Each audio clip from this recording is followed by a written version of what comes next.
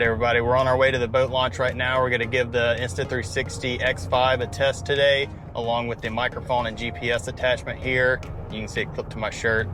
This allows you to turn on the camera, turn it off, start recording, and you can track GPS, and it's got a little microphone built into it, so that's really cool. So we're going to try that out along with the camera, and we're also going to bring along the GoPro Hero 13 that I normally film with, and give it a little bit side-by-side comparison. And shout out to Insta360 for making this possible. They sent out all the cameras and the attachments for me to try, so shout out to them. I'll have an affiliate link I'll leave down in the description that'll help out the channel.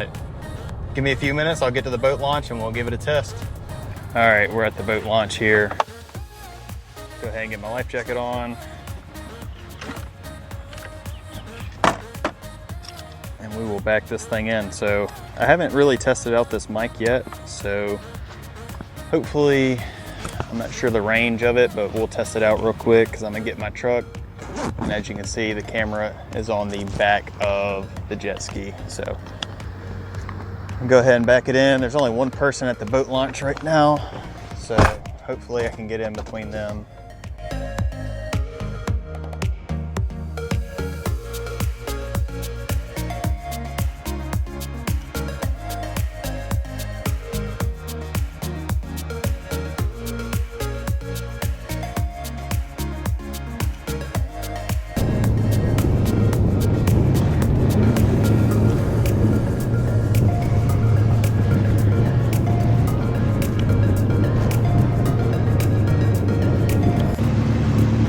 All right, everybody, got the jet ski going here.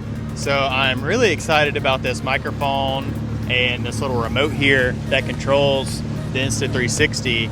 I'm hoping the audio is good. We'll see whenever I get back home. But it's so handy not having to reach back and turn on the Insta360 there. I can just do it right here, clip it to my shirt. They also have the little watch attachment that is pretty neat. So it looks kind of, you know, like an Apple Watch and connects similarly. But for the microphone, I felt like having it on the wrist, that wasn't gonna work too well. So I'm just gonna clip it here to the shirt once I get done holding it. But it's super handy. I can turn everything on and off here. This also tracks the GPS. And I'm hoping that the audio quality is really good. So we're idling right now. It's fairly loud. These HO wave runners are pretty noisy. So we'll see how much of that noise gets picked up or whatnot. All right, so let's compare what the image quality looks like here. So I have both of these cameras side by side right now. So we'll see the cloud in the background is very cloudy, and then I have a very bright shirt. I wore this shirt on purpose so we can kind of compare the two different image qualities here. I keep wanting to point the Insta360 at what I'm looking at or what I want to show you guys, but then I have to realize, like, this is a 360 degree camera. I can point over there, I can point over there, point over there, and it's all going to be in frame. Unlike the GoPro that I'm used to, where I have to point and make sure everything is in frame that I want to, you know, refer to or talk about. And so that's been it's going to take some getting used to. I also have this Insta360 selfie stick, so I can, as I'm riding, just point this wherever I want. I used this at a car show earlier today. I'll put some of that footage in here, so it's very versatile. I'll probably bring it snowboarding this year, do all kind of things with it, because it gives you a drone style footage with just a selfie stick, so that's very cool. Oh, there's a fish jumping right over there. Here we go with the selfie stick. Should be able to see all the way around me. We have channel markers in front of me. We have channel markers behind me. Jet ski, GoPro, all this right here. Whatever I wanted to pinpoint out of this frame, I could. Or I can make it look like a drone is maybe following us or something. Very versatile. But I wouldn't recommend riding this way because you're gonna have a hand, you know, tied up holding the selfie stick. So what we're gonna do is take this off of the selfie stick and we're gonna put it back here onto the permanent stick that I have. So let me do that real quick, and I'll probably change the GoPro footage facing forward. That way we can get some forward footage of the GoPro as well.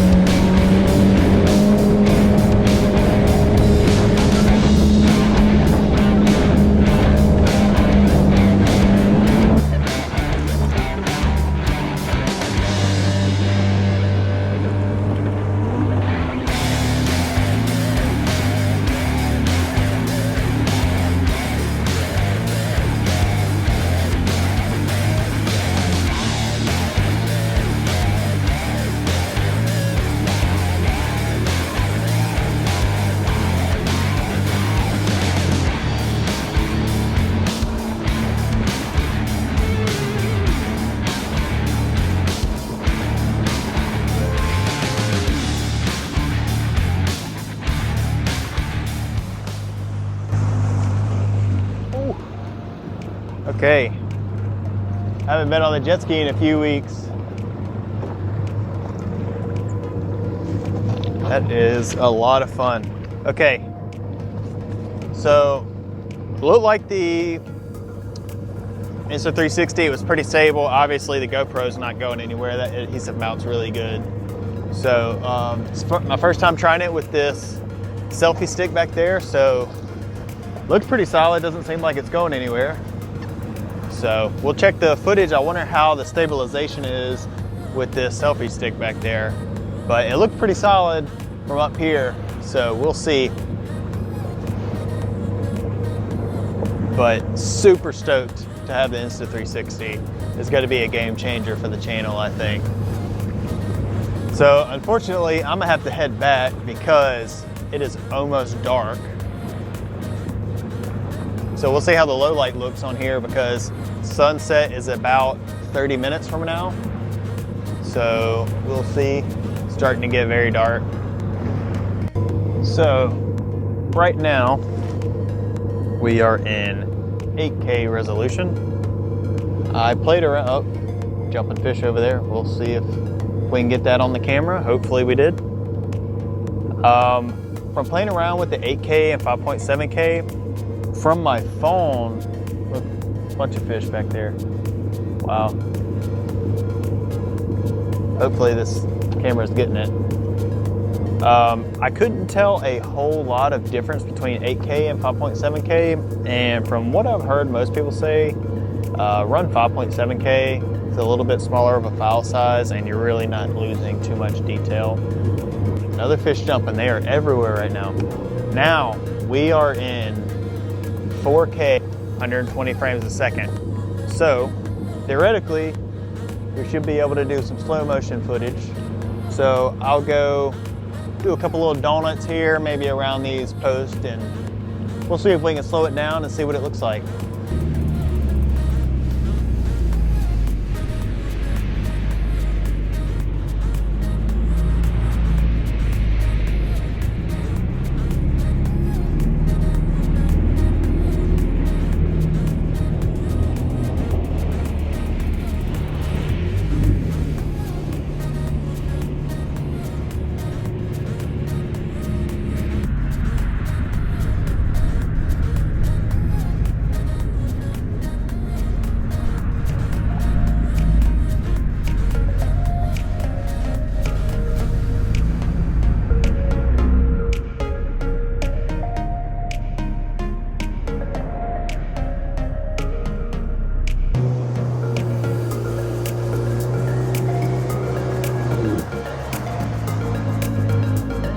We're back in 5.7K.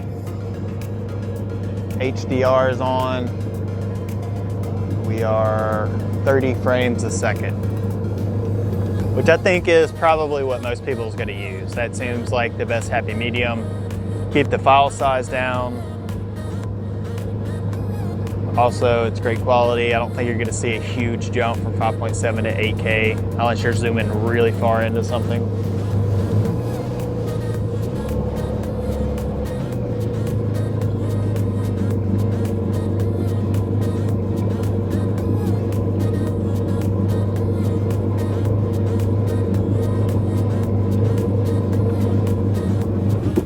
And we're off. I'm going to go get the truck.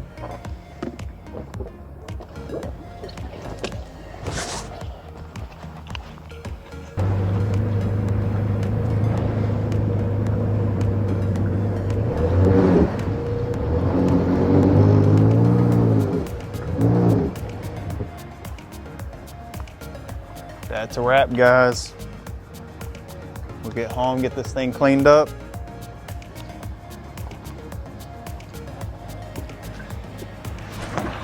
Our way home. Really excited to check all this footage out when I get home. This is my first time really playing around with the Insta360, so very excited to see how one, it sounds, and two, how the footage looks, and then compare it to the GoPro footage. So let's go over how I attach the Insta360 to the back of the jet ski. So I have an Insta360's clamp here. This I just clamped to the back of my PWC Super Rack, but it will clamp back here. This is where I clamp in the past to use for like wakeboarding videos and stuff like that. And so all you have to do is screw on the camera. I have the lens cover on right now, but then all you would have to do is raise this up, and the higher you go, the more you can see around you, but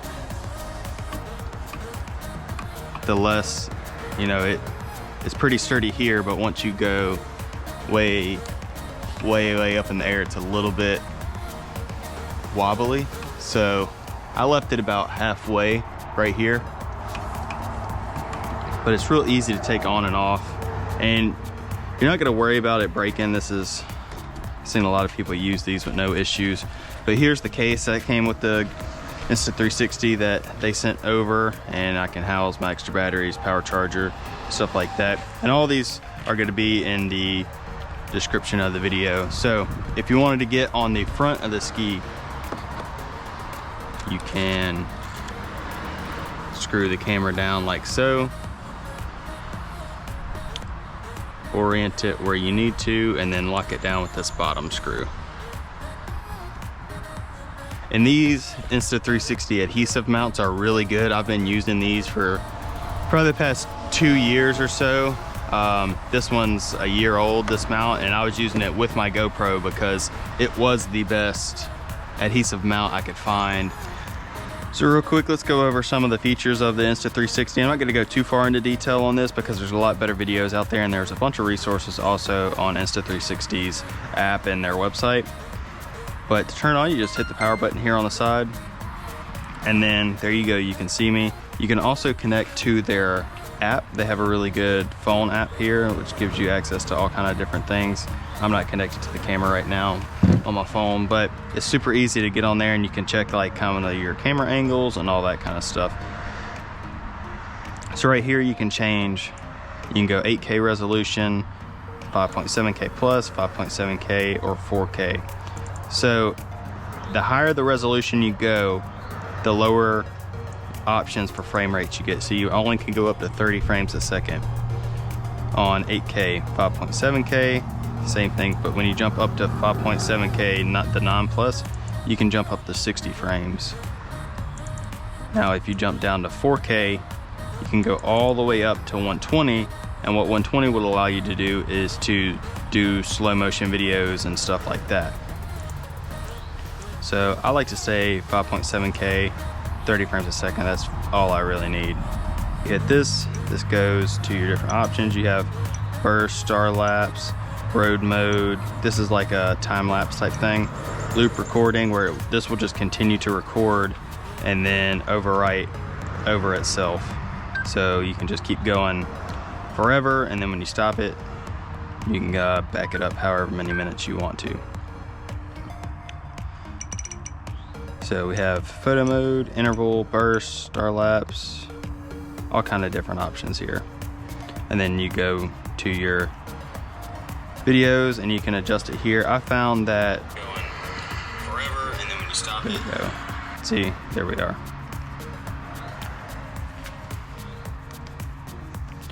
So this button here on the side, this Q button, this will allow you to change to different sport modes. So motorcycling, skiing, or just outdoors. And there's other ones that you can preset and make for yourself. So I'll probably go in there. Once I figure out what settings I want to continually use, I'll go in there and probably change what I want. So let's go ahead and power it down.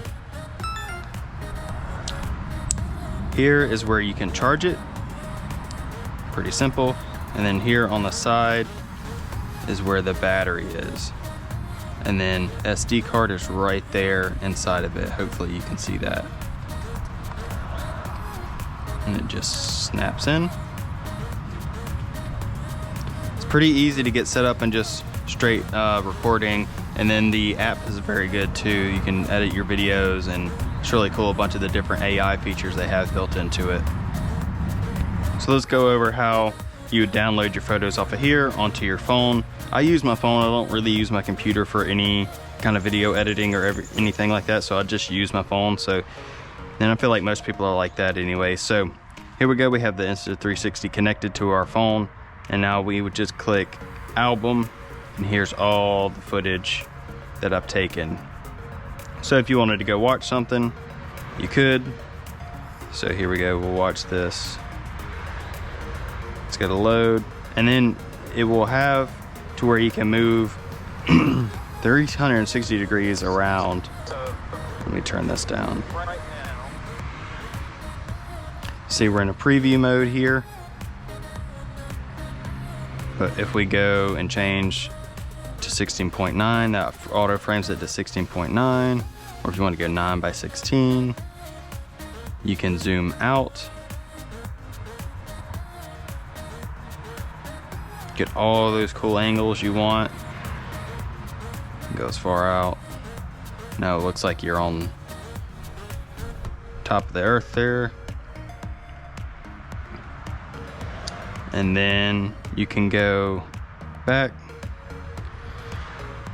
You can go to a preview if you wanted to. I have the lens cover over it right now. Here we go. So now you got a preview, and you can turn it around, do whatever you want.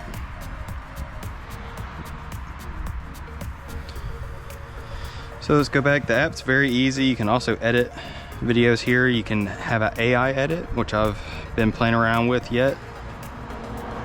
You can create a video there, select all the different ones you want.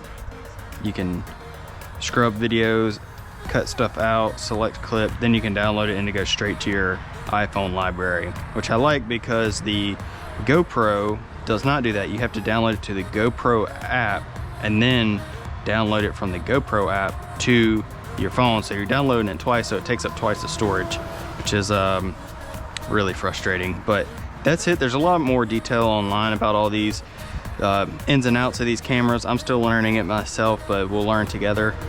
And I'm going to be posting a lot more videos with this thing in the future. I don't really see myself using the GoPro much anymore. This is just way more user-friendly, easier. I feel like the footage is better. I want to give a big shout out to Insta360 for sending over the camera and then also all the accessories that go along with it. I'm going to link down in the description all the accessories they sent me and where you can get them. I'll also have an affiliate link that will help out the channel. If you have any questions, leave them down in the comments below and I'll try to get to those as quick as possible. Also, let me know what kind of videos you want to see coming up in the future. I have a lot of stuff planned for next season. And if you like this video, please give it a thumbs up and subscribe to the channel so you can see future content like this. Thanks for watching. I'll see you next time.